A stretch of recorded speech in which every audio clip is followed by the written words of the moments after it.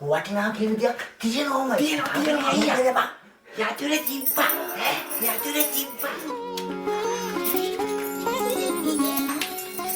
කොහෙද තිබ්බේ යතුරේ ගෙදර පුරාම හොයලා නැති පාර ගෙදර අයිතිකාරය ඇරෝලා ඉල්ලගත්තා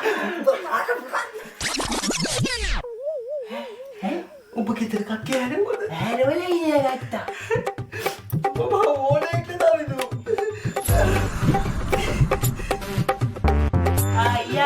මේ ඉන්නේ ගෙදර අයිතිකාරය අයියා එයා වෙච්චි මෙයාගේ පවුල